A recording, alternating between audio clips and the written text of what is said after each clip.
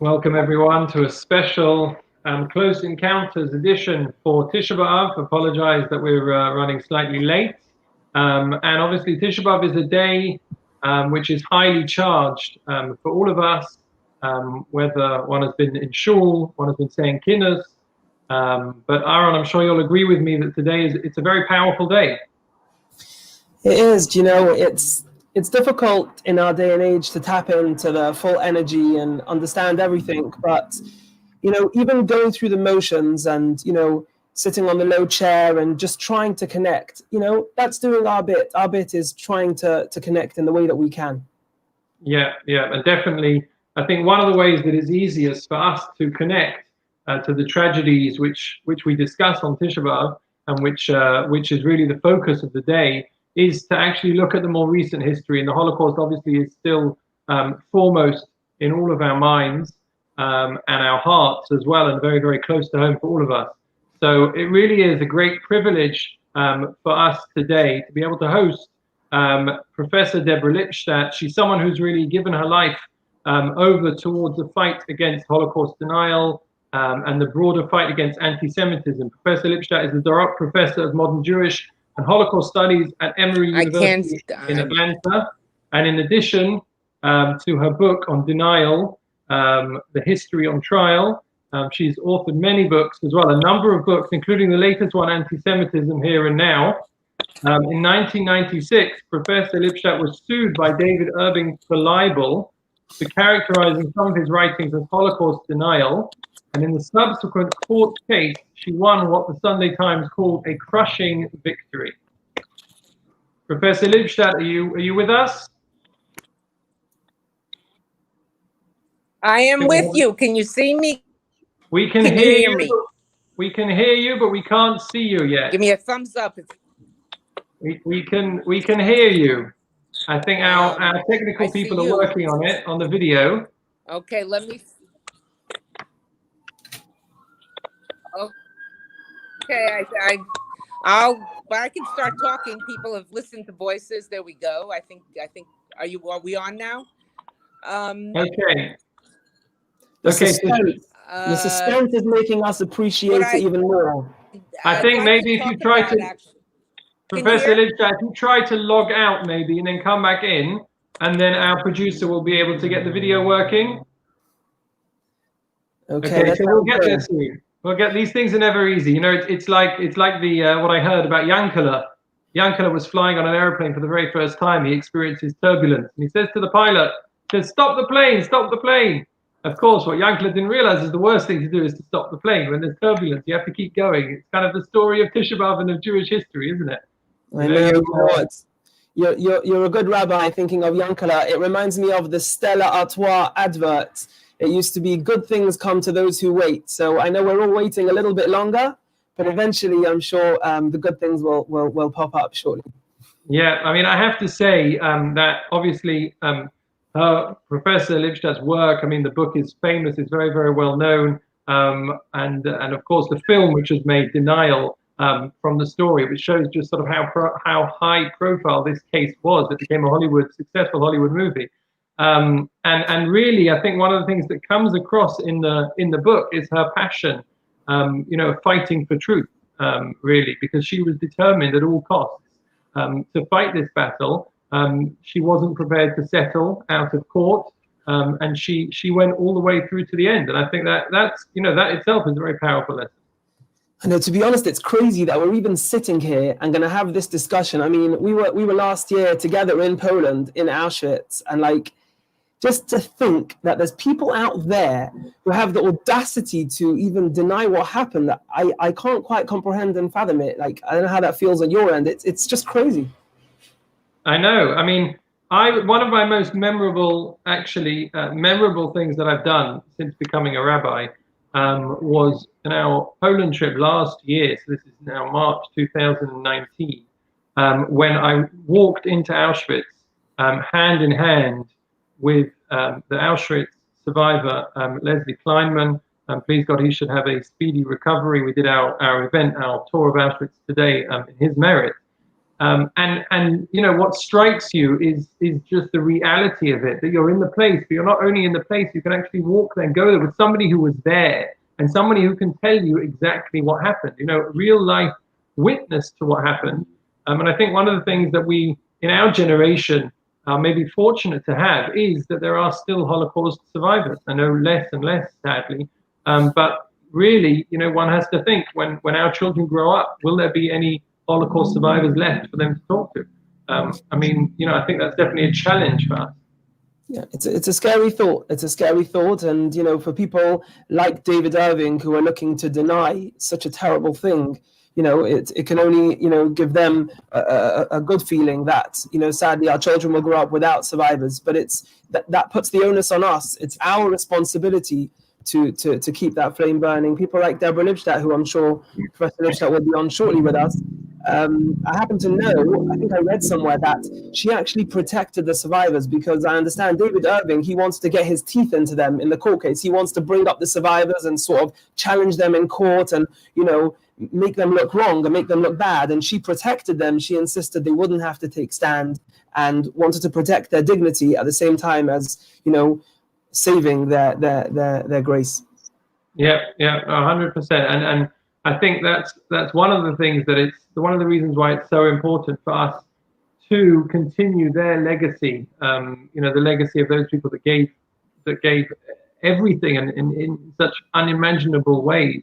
You know, and through all of it, the ones that did survive and can tell the story. I mean, we met in Israel on our bar mitzvah trip. This was actually more recently. This February of this year was the last trip we were able to run before lockdown. And we met there a survivor called Leah Kaufman. Such an inspirational woman, so inspirational. And she actually, her mother said to her, made her promise that she would live and tell the world. She has a book which she's written called Live, Tell the World. And what happened was that after the Holocaust, she says it was just so painful for her to speak about it, she couldn't open her mouth.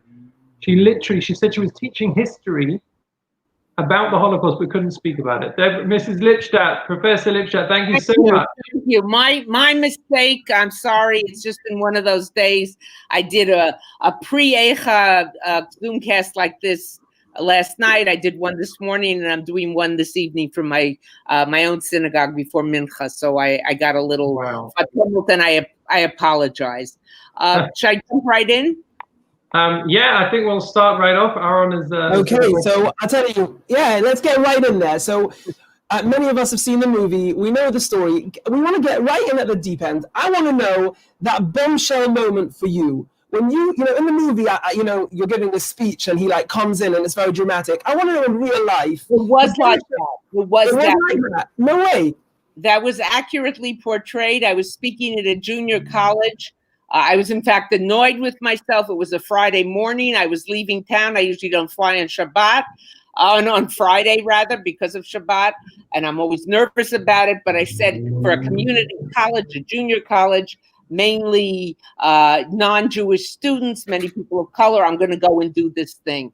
And I saw someone walk into the auditorium when I was talking to the person organizing it, and he just looked strange, but I didn't pay attention. And then when I began to speak, he interrupted me and he sort of hijacked the whole thing. I'll tell you an interesting backstory. I was in Barcelona when this was being filmed at a conference on the Shoah. And suddenly, before I was to give my paper, I got a phone call from Rachel Weisz, who was on set and who is a magnificent, I don't have to tell you, your British audience, she's a magnificent actor, but she's also very, very anxious to get things right. She's really medactic, exacting. So she called me and she said, Deborah, we're about to film the scene of you in the junior college. Tell me what you felt like. I said, Rachel, I was like a deer in headlights. And I'm not usually like a deer in headlights. You've got that saying as well. You know, I was frozen. I lost control. I didn't have control of the situation. The students were intrigued. Who was this man? I just blew it. And if you look at the movie and see that scene, she captures it fabulously.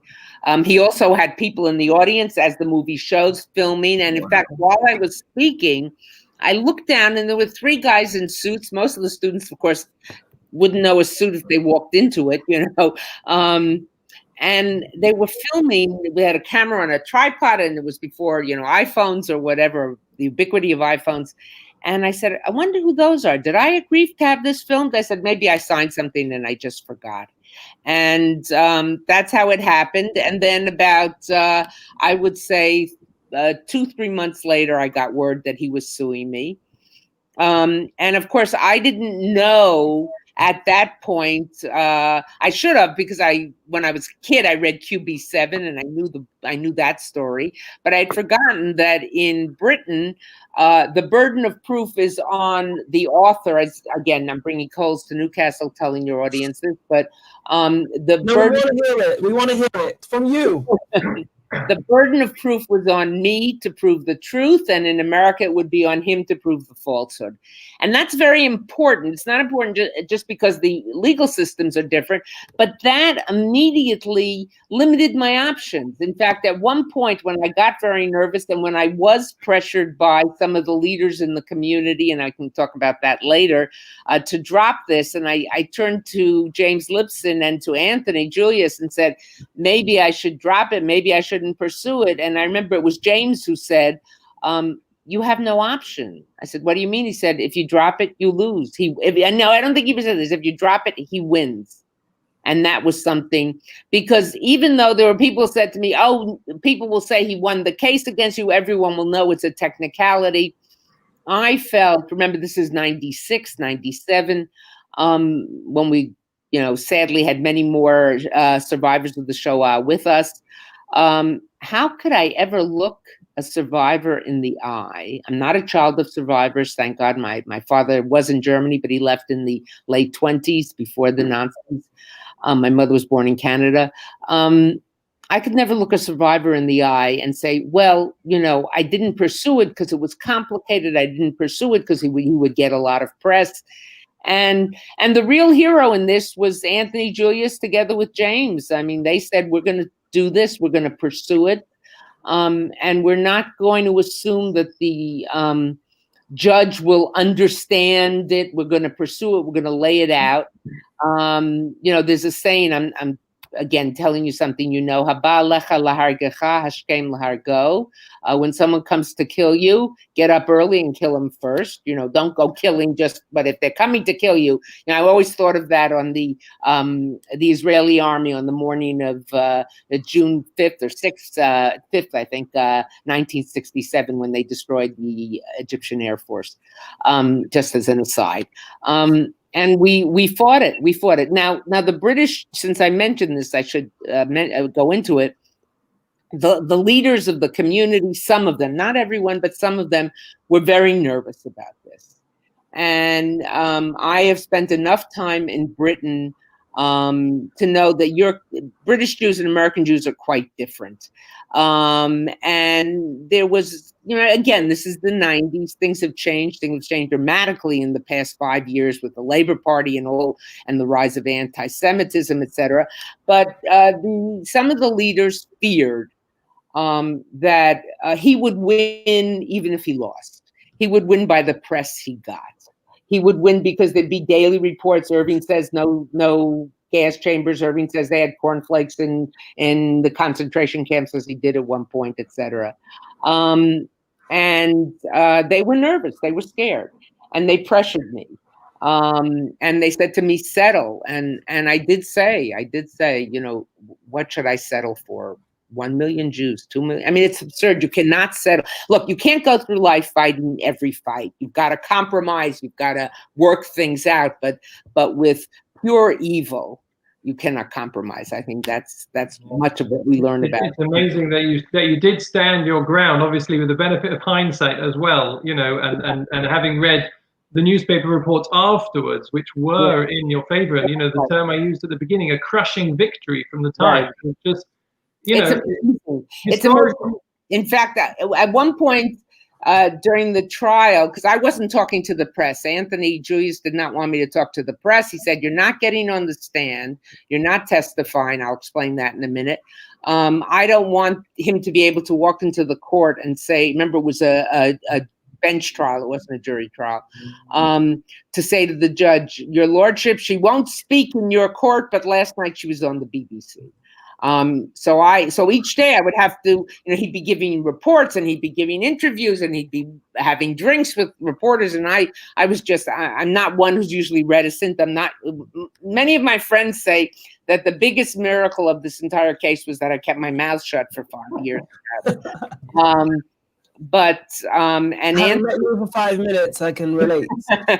Anthony kept saying to me, "Deborah, I'm only interested in one news story, and that's the one on the day after the verdict." And he was really correct on that. Yeah, they really, I mean, as you tell in your book, that the battle that they fought, between the barrister and the solicitor was just incredibly done. I mean, tell us about the trial. There were so many memorable moments, having read. There were amazing moments. Is there one moment that sort of stands out that you could share with us? There were a number of moments. Certainly, I think my encounter with survivors. My encounter with survivors in the hall, the vestibule leading up to the courtroom. They would line up to get in. Often there weren't enough seats. They would, some of them would just come, "I want to touch you." I mean, it was a little eerie because, they would thank me. And, thanking is a big thing. Hakarat hatov. It's what we're all about. Gratitude. But to be thanked by, I'm going to get verklempt, as they say, to be thanked by a survivor of Auschwitz for fighting a lawsuit. When what they went through, or a survivor of any place, someone who escaped in 39, 38, who came in a Kindertransport, lost a family, they're thanking me. It just seemed backwards. But maybe in the spirit of the day, there's a pasuk, Vayifen kova yarkiein ish. They looked this way and that way, and there was no one there. I think for the survivors, the sense that during the war they looked for help, they wanted to cry, and there seemed to be no one cared, no one did. Afterwards, we think afterwards it was all over. Afterwards, they were left with nothing. I just finished reading a book that's going to come out in a few months by Yale on looted artwork. They wanted their pictures back. They wanted their artwork back. They wanted their simple possessions back. And they got, in many cases, it took a very long time for them to get anything. And the feeling that, there was, and then to what witness deniers coming, seeming to proliferate, even though there were many courses on the Holocaust. For a survivor to see your story being denied, and then you fast forward to this case, and here is not Ish, but Isha. Here's a woman standing up to this man, even though I had no choice, etc. I had to do it. For them, it was a moment of great importance. And on the day of the verdict, which, by the way, was right before Pesach, it was just like 3 or 4 days before Seder, the courtroom was packed with survivors, and they kept coming to me and saying, "We won.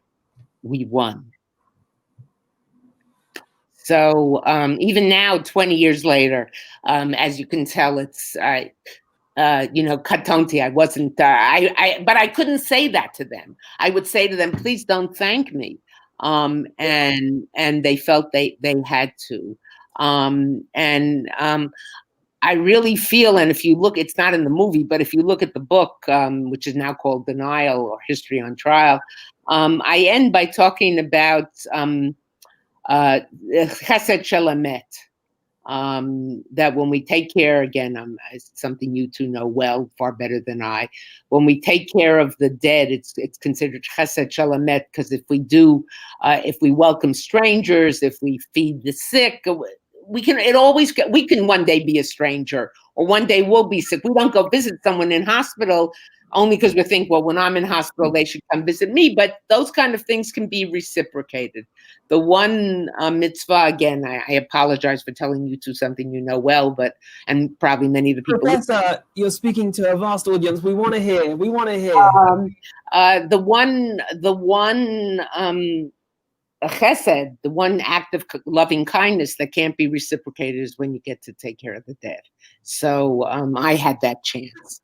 Wow. And that was very powerful to me. And in fact, I grew up in a home where my father, a modern Orthodox home, but one of the things my father was very, very diligent about was being on the Chevra Kadisha. So, it was sort of like, I felt like I was continuing that tradition. The reason I didn't testify, since I mentioned this earlier, is that Anthony, this was, again, Anthony Julius's reasoning, and I was dealing with the best in terms of figuring out the legal strategy. Anthony said, you're being sued for what you wrote in your book. You're not obligated under British law to testify. You're not obligated to take the stand. That's your choice. And we see no reason to give him access to you. Not that you have anything to hide, not that there's anything you could question about that would harm our case, but why give him the, should we say nachat, the pleasure of doing that? So it was to deprive him of that right. But since I wasn't going to speak in the court, they didn't want me speaking. Well, they haven't managed to stop you speaking. Now, I have to say, I know my heart is still. You asked for a moment. Pardon? I was gonna. You had asked about a moment. I was gonna give you another moment, but you want to finish your question, or? Yeah, I'll tell you, my heart is still thumping for you when you describe, because I have a bone to pick with Rabbi Dov after this, because he told me that the moment of you standing there with the drama of David Irving coming in front of the whole audience, he told me it never actually happened. So maybe you have a bone to pick with him afterwards, but we'll discuss that. No, my heart has not read my book. Get the book. Not in the book. There you go. That's what Irving. Well, we had this thing. He'll read the book and I'll watch the movie, so it worked out well. Actually, I'll tell you something again. Backstory: David Hare, one of your great playwrights and authors who did the screenplay, was absolutely adamant with the producers, though he didn't have to fight. The producers agreed with him on this, but that he did not want to put anything invented in the movie. He said, because this is a story about truth. The only invented thing was the dog. I used to have a dog, but I didn't have a dog at that time. But other than that, it was, he said, this is a story about truth and we have to stick to the truth. So it's funny, Professor, I wonder if we're heading to the same moment here, because I want to know, during the trial, there must have been many moments. I wonder if this is another moment you were going to say. There was a very catchy headline he had. And you know how press can be very scary. No holes, no Holocaust. And I imagine there were moments like that when you were probably worried. I was. Go on, tell us. Well, that was when Professor Robert Jan van Pelt, who was one of the world's experts on the structure and the functioning of Auschwitz-Birkenau in particular, but the whole camp. He gave his first testimony on a Thursday, and it was a little bit weak. And I think he came back. We didn't meet on Fridays, but I think it was a Thursday and a Monday. I can't swear to that. But he came back very strong. But initially he was a little bit weak, and I was worried about that. But what we did, I called my book originally, before it was given the name Denial to hook up with the movie, History on Trial. Because the truth of the matter is it was really history that was on trial. What we did, there was no magical legal, Perry Mason or Agatha Christie pull it out at the last minute kind of thing. We did the plain old, Sitzfleisch, sitting and doing the research, the experts we had. We followed the footnotes. We followed his footnotes back to the sources. You two gentlemen, I'm sure, study the Daf Yomi, Gemara all the time. You follow, you say, when someone quotes something, you go and look at the quote. You don't just take. My teacher taught me never trust anything that's written down till you've seen it for yourself. You know, that's right. That's right. There you go. So you go back and you see, well, if he says this, he mentions somewhere else, we're going to not just take what's there, we're going to go back and see. And did he change it? Did he half quote, whatever? So we followed Irving's footnotes back to the sources. And this was the great act of genius, but obvious. I mean, ex post facto, every act of genius is obvious, but and we showed that in virtually every single reference he makes to the Shoah, there was some form of distortion, invention, half quote, change of date, even a change of sequence of who said what to whom and when it was said. I'll give you an example. In April 43, April 44, 44, the Jewish community of Hungary was still extant. You know, it's the last community to be destroyed. It's destroyed in 7 weeks, starting about 2 weeks after Pesach, I think beginning of May through beginning of July. Over 400,000 people, Jews, were murdered in Auschwitz. But the Hungarians, who were the allies of the Germans, and went along and had work camps and treated Jews horribly, but they refused to allow the Jews to be deported. In March of 44, as the war was turning against the Germans, you know, the Russians were moving further east. It was yet before the landing at Normandy. That would come in about 2 months. But still, it was clear that Germany was not going to win this war, that this was turning around. The question is how it would specifically end. The Germans were afraid that the Hungarians would make a separate peace would turn around and switch sides and make a peace with the Allies.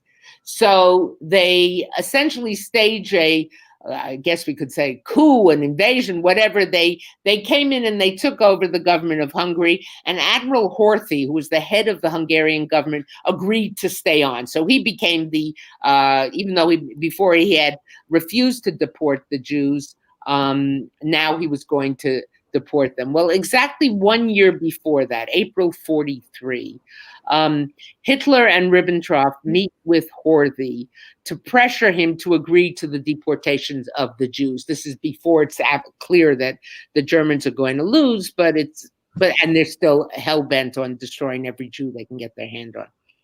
And Horthy says, no, don't want to do that. What should I deport them? That they should die like beasts in the field. And on the first, it's a 2-day meeting. On the first day of the meeting, when Horthy asked that question, Hitler says, no, that's not necessary.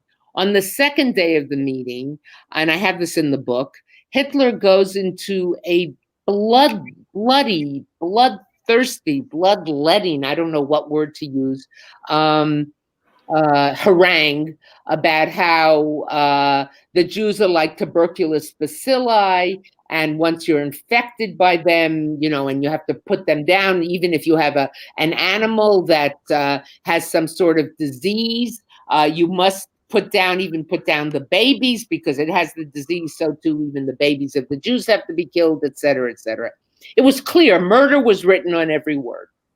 When Irving tells that story, he reverses the sequence.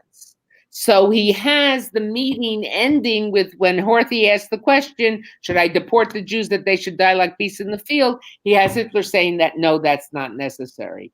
So it's just the sequence. It gives you a whole different sense of how the meeting ended.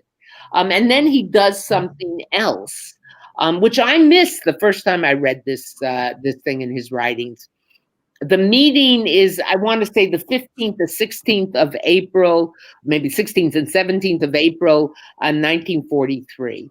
And so Irving then, in his author's voice, after describing this meeting and changing the sequence, he goes on to say, of course, this was the time of the Warsaw Ghetto Uprising, when the 50, I think he says 50,000 Jews in Warsaw were rising up against the Nazis with arms supplied to them by troops retreating from the east. Now, I can assure you the only troops retreating from the east were German troops, and they weren't stopping to drop their weapons off in the ghetto. So that's fiction.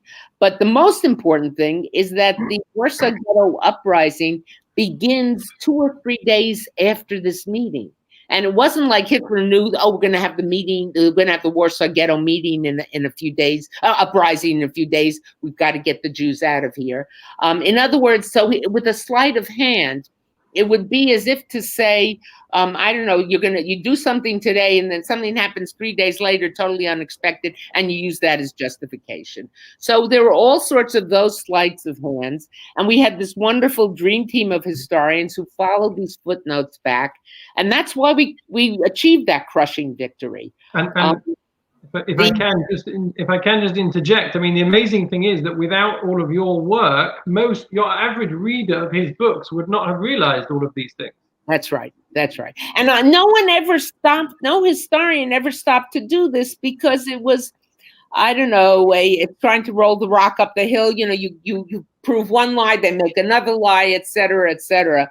It wasn't, most of us go into this field to prove truth, to look to open new fields, to find a town that hasn't been studied, a political event even in the Foreign Office that hadn't been looked at. Something. We don't go to disprove the liars, because ain't sofla davar, there's no end to the matter. That's Kohelet says. So, wouldn't have had he, let me complicate what you just said. Had he not sued me, no one would have invested the time and the money, which was, which had to be raised and which people were very generous in giving, because it was a very expensive, even with the lawyers working pro bono, there was just a tremendous amount of expenses for the experts and et cetera. Had he not sued me, he never would have been exposed as the liar that he is. What's amazing is, I think maybe this is an opportunity to ask you this question, because meeting you firsthand gives us that opportunity. You put your life on hold, for this trial. I think it was 5 years you talk about, and since then, to be honest, you've become a bit of an icon for the battle against Holocaust denial. And more recently, anti-Semitism in general. And I wanted to ask you, where do you get the passion from to fight for this cause on behalf of the Jewish people? I was raised by two parents who were, our lives marched to the beat of a Jewish drummer. That didn't mean we didn't have theater and opera and museums and books, but that was the organizing principle of our lives. And parents, both of whom, often at great expense to their own success, et cetera, didn't believe you compromised on things, didn't believe, you did something for the money or you lied or what. They really stood up for things. And the family lore, L-O-R-E, in my family about me is that my first multi-word phrase was "me do it." I think we had to do with eating. I didn't want to be fed "me do it, me do it." But they used to say in my family that Deborah's been doing that ever since. So I think that was part of it, that I just felt so outraged by this. And I saw the personal hurt it was causing to survivors. And even if I would say to them, look, there are more people studying the Holocaust than who know about Holocaust denial, but the fragility of their concerns. And some certain cases that fragility has been proven right. And I would be the last one to say, don't worry to a survivor. But that was the passion, and afterwards thinking about it, again, maybe I'm feeling in this scriptural mode because of the power of the day. But I have, a friend pointed this out to me, that often I would talk about the fact that I have two favorite verses or sets of verses from the Tanakh. One is from Torah, one is from Bereshit, where God, says, how can I hide from Abraham what I'm going to do to Sodom and Amorah, to Sodom and Gomorrah, because I've loved him. And Avram challenges him. I mean, I think that's Elie Wiesel Zal used to write about that. Many people have written about it. That he stands up to God, and he stands up to God with this great line: "Hashofet kol haaretz lo yaseh mishpat." That has to be mishpat, and I always liked that because it meant you stood up to authority, you questioned authority. My teachers didn't like it when I would tell them that that's why I was questioning their authority, but so be it. And I've always felt that you did what was right, and that's a model. I'm not parading myself off as some great righteous person, but that's what I saw at home.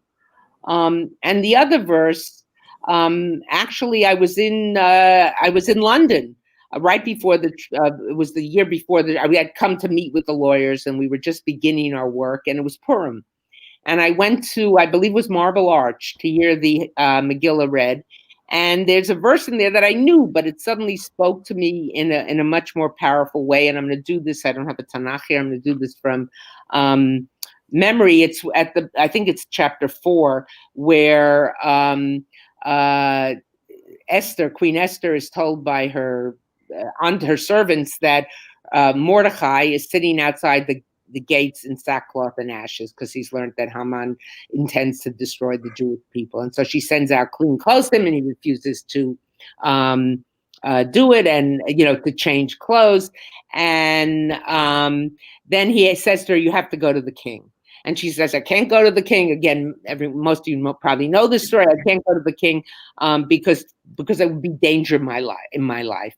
And he responds to her, and he says a number of things.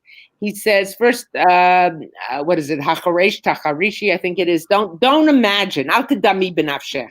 No, it's not hacharesh. It's al tadami b'nafshech. Don't imagine that you'll be saved, you a Jew, and everyone else will be destroyed. They'll catch up with you too. That was one thing. And then Professor, it's the follow on is, I think, by memory, im hacharish tacharishi, if you keep quiet at this moment, someone else will do it. That's right. Exactly. After that is hacharish. And so he says 3 things. Don't think you're going to, if he does, he's not going to do this to you, that you'll be okay. So he wasn't going to sue me. He was going to go and sue somebody else. He was going to keep going after people. Hacharesh tacharishi, if you keep silent, someone else will do it. So I knew if I did, and then the verse that really, I remember hearing this read in Marble Arch, Umi yodea in leit kazot higat lamalchut. Who knows if not for this reason you became queen. Now, I don't equate being sued by David Irving as being the queen of anything. But mi yodea in leit kazot, I was raised in the home I was raised. I got the education I got. I had people who believed in me, who were willing to support this effort. I found these fantastic lawyers. Miodea. So if you're looking for things that motivated me, I'll let those 2 set of psukim stand for them. Wow, thanks for sharing. And I have to as well add that I noticed a little bit before, Kobe, I was wrong, when you were speaking about how the survivors came up to you at the end of the case.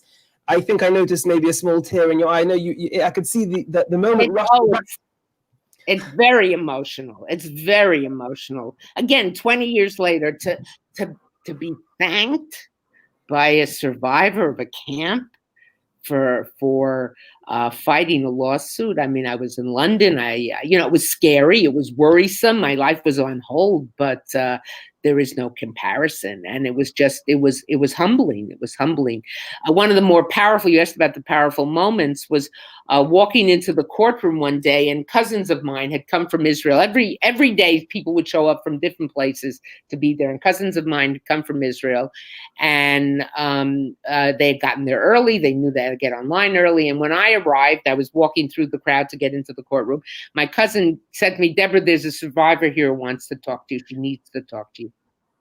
And I said, "Brenda, I'm in no shape to give chizuk, encouragement or strength to a survivor. I'm holding it together with, spit and paste, et cetera." She says, no, she insists that she has to talk to you. So 2 people have schlepped all the way from Beersheba to come and be trial with me, and they ask you to do this thing, you do it, So I went up, she brought me up to the survivor, and the woman hands me a piece of paper. And on the paper is a list of names. And it's got, they all have, I don't know whether it was Horowitz or Jacobs, whatever the name was. The women have, Sarah Horowitz Levine, and the men all have Horowitz as the last. It was the Horowitz family, just using that as an example. And next to each name was a precise date of birth. But and then there was another date, and some there was a date of death, and some it was just a question mark. And there were, I don't know, 12 names on the list, something like that. It was clearly the list of her family who had been the korbanot, the victims of the Shoah. And when someone gives you a list like that, you don't just glance at it. So you read each name, but Vayidomar, you're silent. You don't, what am I going to say? I'm so sorry. I mean, anything you say is going to sound ludicrous when someone gives you a list of a family that has been massacred. So when I returned the paper to her, she said, no, you must have this. This is my evidence. And I took that into the courtroom and had it sitting open in front of me every day for the rest of the trial. So, I feel in terms of, I'm lucky. I mean, I would have rather had those 5 years back and not have had all that worry and all that. But, in this day and age, and I'm, again, bringing a verse I like from Shakespeare, calls to Newcastle to tell a British group of Brits, in this day and age of rising anti-Semitism, we're all looking for something we can do. What can I do? And sometimes we do things that are smart, and sometimes we do things that are not so smart. But if we just feel this passion, we have to do something. I remember, the Enough is Enough rally a couple of years ago that was held in Britain in front of Houses of Parliament, where people just said, water is, I'm drowning. I have to be there. I was lucky. I got to stand up to the haters. They hate me more, but I got to stand up to them. And that is a privilege. I'm going to get that chance again. It's now, I can say this publicly. I couldn't until a few days ago. Some of you may remember 3 years ago, mid-August, it'll be 3 years. There was a rally in Charlottesville, West Virginia. Charlottesville, Virginia, home of the University of Virginia, the university created by Thomas Jefferson, where on Friday night they had a march with tiki torches, the torches made famous by the Nazis, used by others, but also made famous by the Nazis, where they chanted, "Jews will not replace us." White supremacists, haters of people of color, haters of blacks, and of course, haters of Jews. The next day they had a march. They walked past the synagogue. A couple of them stood outside the synagogue armed, so much so that the rabbi instructed her congregants to sneak out the back door in groups of 2 or 3, not as a group. They stopped Shabbat services, and she sent the Sifrei Torah with them because she didn't know. It's the only incident I know in the history, American Jewish history, of Jews having to sneak out of synagogue for their safety's sake. So I'm going to be an expert witness in that trial on the it's a civil trial being brought against the organizers. They're white supremacists, white nationalists, and they hate people of color, and they hate Jews interchangeably. It's comforting to hear that you're continuing this fight. I'm sure you've heard about it, but sadly, recently, anti-Semitism has reared its ugly head again. And here in the UK, a singer called Wiley on his account, and his tirade against Jews, which was just abhorrent. And I mean, thank God now they have agreed to ban him, most of the social media platforms. But I wanted to ask you, sort of on this topic, as someone who's been through this fight, what should we be doing? We don't all get the chance to stand up in court. You hear different responses from different parts of the community. In your opinion, what should we be doing against things? If I had an easy answer, I would have put it in the Jewish Chronicle, either its print edition or its online edition. I don't know if it's got print. I know that was shaky for a while. There's no easy answer, but I think a number of things. First of all, to educate, to explain, that and to understand also that anti-Semitism is not caused by something Jews do. That doesn't mean Jews don't do bad things. We all know there are Jews who do bad things, and just as there are Jews who do good things. The anti-Semite hates Jews and has hated Jews. Anti-Semitism is called the oldest or longest hatred for a reason. But to try to educate, to call out people who sometimes don't even know. I mean, one of the slang words, to Jew someone down. Do you say that in Britain, to Jew them down? It's American. You say when you're bargaining with someone.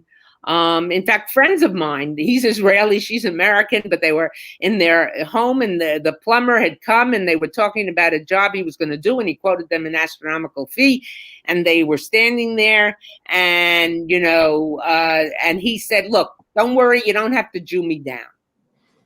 And it was kind of a Jewish home, mezuzot, and, et cetera, et cetera.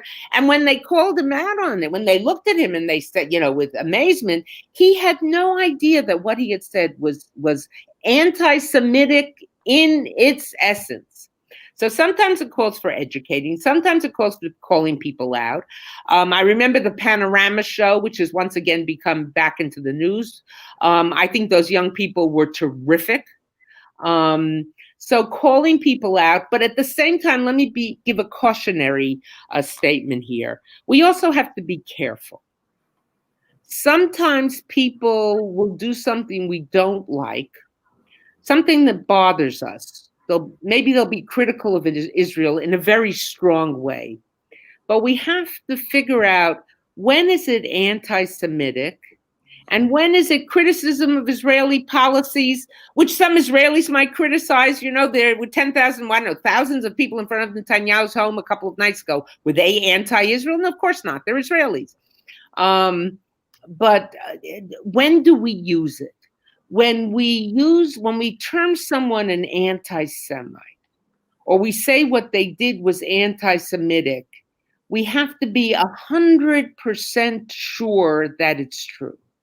That it should have the sting of 1,000 cuts, when you use it. So at the same time, so that we can't also be excused, every time someone says something, you say it's anti-Semitic.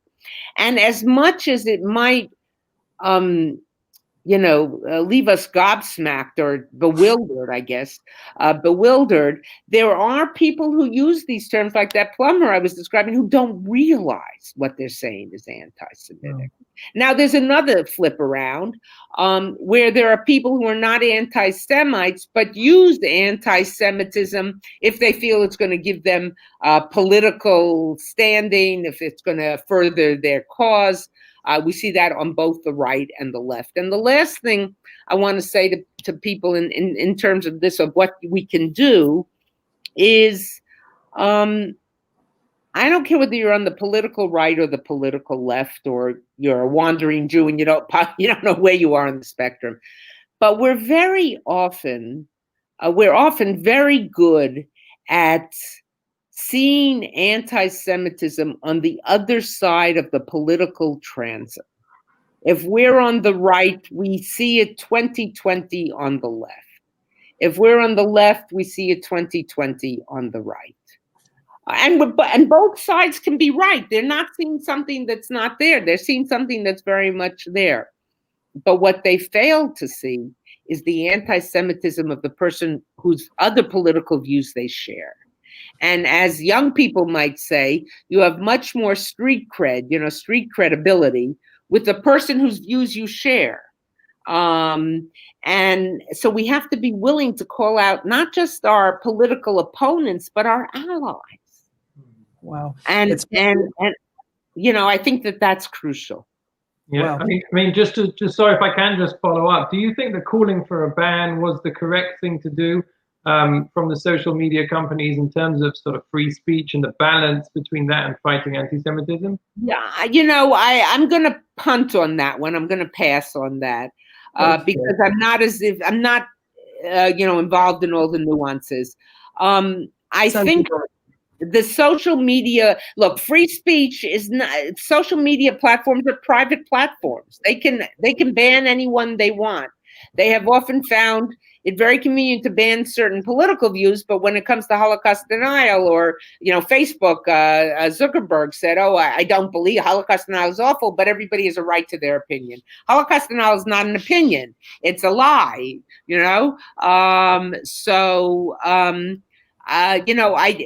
have to sometimes be careful. But at the same time, if we're going to take a strong stand against racism, homophobia, prejudice against Muslims, which we should, we can't say when it comes to anti-Semitism, we take a different view. There's a phrase, I don't know that it's caught on in England, since the murder of George Floyd here in the United States a few months ago. It was around before, but it's become much more, used much more. Black Lives Matter. So recently, a very Jewishly identified and observant person to me, I don't like that phrase, all lives matter. And I said, when I first heard the phrase, I said the same thing. But then I thought about it. When people say to us, 6 million people died in the Holocaust, we say, no. 6 million Jews were murdered in the Holocaust. That's not to say the Nazis didn't kill lots of other innocent civilians, but the Shoah was a program to annihilate the Jewish people. And we don't hide that. So the same way today, in my country at least, much of the violence has been directed against Black people, people of color. So when we say Black Lives Matter, yes, we understand that, even though in the organization Black Lives Matter here in the United States has been some overt anti-Semitism. So I'm just talking about the phrase. But at the same time, when we ask you to call out anti-Semitism, especially after an anti-Semitic event or comment like Wiley, no, I'm not asking you to call out all forms of hatred. I'm asking you to be specific about anti-Semitism, because for many people, it's hard to grasp that Jews can be victims. We don't present as victims. People think we're all very comfortable, even though you certainly know that not all Jews are financially secure, but we're well educated. We have a choice. You two don't, because of your wearing kippot and maybe tzitzit hanging out. I can't see. No one can see anything below the person's mid chest in these Zoom conversations. But for most Jews, we have a choice. I recently had to fill out some sort of federal form, and it said, "What are you? Are you Caucasian? Are you Black? Are you American Indian?" And very often I will write on the bottom. They'll say other. I'll write Jewish. I'll say they can put me in the Caucasian thing, but I'm Jewish. Yeah. I don't do that anymore. I'll tell you why. Because unlike a person of color, I have a choice. Now, usually I wear Magen David. I took it off because it's very hot here. But, I only started doing that in the past year since the rise of anti-Semitism. I have a choice of identifying. People of color don't have that choice. So there's a difference. Yet, when it's anti-Semitism, call it out as anti-Semitism. Wow. And the final thing, and maybe this to close with this, is that we're going to sneak in one more question, one closing question. We're going to sneak in. Okay. So let me just sometimes we feel, well, there's Wiley and there's this one and there's that one who's criticizing that. Why should I fight other forms of hatred? We should fight other forms of hatred, both on moral and on strategic grounds. I'm going to give the strategic one first because it's of the lesser madrega, elevation, so to speak. Strategically, we need partners when we have our fight. But on the moral ground, because it's wrong. That's why. And we as Jews should understand that. So Your last question. Okay, last question. No, I first want to just say the English equivalent, one of them I've actually firsthand experienced, is they say, "What time's the bus, Jew?" Uh-huh. You talk about ignorance. I had once the experience where I was studying in Gateshead, and someone came over to me and he said, "What time's the bus coming, Jew?" He didn't even know how to, so I had to correct him with how to do it. The other thing I want to say before I get to the question is, and I really enjoyed meeting you. When I studied in university, most of the professors were somewhat more robotic. I'm not trying to, prejudice against professors, but it's been a lot of fun. I've actually enjoyed the time, and maybe I should go back for I'm surprised. But to close off here, I want to just flip the conversation for a minute. Elie Wiesel, I'll start with a statistic, yeah? The most recent survey of the Claims Conference, yeah? 31% of American millennials thought that only 2 million people died. Or let me say something more. 49% of millennials cannot name a camp or a ghetto. And I'll tell you where I'm coming from. Elie Wiesel, when he did that famous speech in the White House in 1999, he spoke about indifference. We've spoken about passion. You're full of passion. We're full of passion. People just don't care. People out there just don't care. And sorry to say it, but there's Jewish people out there who don't really care so much. I want you to just, if you could finish with some way arming us with what we can do to generate that passion out there. What message do we feel the responsibility to promote out there, and how can we do that? I think we can live, I know this sounds very ethereal or whatever, we can live lives worth emulating. We can live lives worth emulating, and that would be, and also to be knowledgeable of the tradition we have. Most Jews have a knowledge of the tradition that stops maybe at age 13, 12 or 13, if they've had a bar bat mitzvah. When you say to a Jew, you can say, the tradition has something to say about ecology and about the land, and letting the Torah knew that you had to let the land lie fallow every 7 years. It had to rest. And there's so many other things. I'm writing a book now with Erica Brown. I don't know if you know Erica's work. She's married to a Brit, Jeremy Brown, on forgiveness, because we both love Rambam's Hilchot Tshuva. We've been very taken by that, and about the need for how do you forgive, etc. And you sometimes, I was once with someone who said, "Oh, but Judaism's not a religion of forgiveness." And I said, "Are you kidding?" So to be aware of our tradition, to be aware. And the final point, maybe just because I like getting the last word in with two rabbis, the amount of Bible, the amount of Torah that you've quoted tonight, it's intimidating, I can tell you. Oh, yeah, right. At least you're very close to the end of the fast. You're about to break it, and I mean the one thing between you and, I don't know, Mincha's probably over already, but you and a meal is to give some chizuk, maybe. Because I was I spoke last year when my book came out, when we could still travel, at the big festival. What is it? Hay on Wye or Wye on Hay, the big book festival in Wales. And I'm sure many people are cringing that I can't remember the exact name. But I was interviewed by a former editor of one of your big newspapers. And she asked me towards the end, we had a wonderful conversation, 400 or 500 people there, most of them not Jews. She said to me, Deborah, I've been spent some time this afternoon with you. We've spent this hour chatting. You seem to be like a very optimistic person. You went through this trial, this hell of this trial. You write about the Shoah, and now you've just written a book, Anti-Semitism Here and Now, available in England. She said, but you seem like an optimistic person. How's that possible? And I had just been in Bath right before. And I went down to see the excavation of the Roman baths, which your National Trust has done so well, as they do in so many of those places. And I walked through it, and I said, this is like an ancient health club, with spas and massage rooms and all that. I said, I could join this place. And then we got to the remains of the temple, because, of course, to the Romans, the warm baths were a gift of the gods. And I said, no, I couldn't join a place like this because it was a religious place. I know there were some rabbis who went to the baths, but we'll set that aside. And I said, I began to think about it. And I said, if I was a Jew living at that time, this was much more inviting than being an oppressed minority, than being told I couldn't own land, than being told I couldn't work in certain professions, than having the Black Plague blamed on me, having being told I poisoned the wells.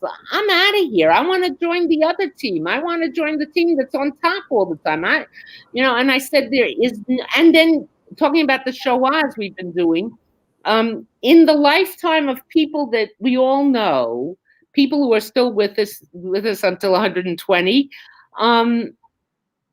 1 out of every 3 Jews on the face of the earth was murdered. 1, 2, 3 dead. 1, 2, 3. I mean, just think about it. Next time you're in a crowd of, I don't know when that will be, but we're in a large crowd of Jews, count 1, 2, 3. By no historical right, by no any means, and no logic at all, should we be here. And yet, to paraphrase the partisan song, Mir seinen da, anachnu pa, we're here. Go explain it. I can't. Thank you so much. I apologize for the mess up at the beginning, but I hope not at all. It has been a real privilege, to hear firsthand from you, and your passion and your wisdom has been truly uplifting. Thank you very much. Well over the fast, you're almost done. We got a couple more hours to hang in there. Be well. And you. Thank you. Okay. Well. Bye-bye. Thank you. Wow. That was incredible. I mean, like you said, we hadn't met her before, and that was just amazing. And what an amazing person, and so full of life and energy and knowledge about her Judaism, and those words that she said, to live a life worth emulating. I was just gonna say, like, her ending words of live a life worth emulating. And she followed up actually with 2 very fascinating points as well. She spoke about how by no historical right should we be here, but the Jewish people will always live on. And she spoke about the need to know more, to learn more. She quoted quite a bit, but that line of live lives worth emulating, I think that's, for me, that's the ending note this evening. It's been special, unbelievable. So thank you to all our viewers for watching, and we will be back with more Close Encounters in September. So please do watch this space. They'll also be broadcast live on our Seed Facebook page and YouTube channel. But meanwhile, as there's a few minutes left of Tisha B'Av, let's all keep in mind that our goal should be to live a life worth emulating. Thank you very much for watching. Thank you.